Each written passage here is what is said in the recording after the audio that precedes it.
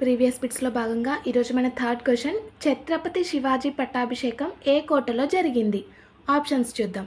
Option A Raigad, option B Pratapgad, option C Pune, option D Satara.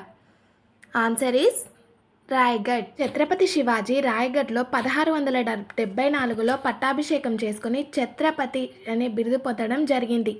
మరి option 2 Pratapgarh విషయానికి వస్తే ఇది అఫ్జల్ ఖాన్ను శివాజీ ఓడించిన చారిత్రాత్మక ప్రాంతం మాత్రమే.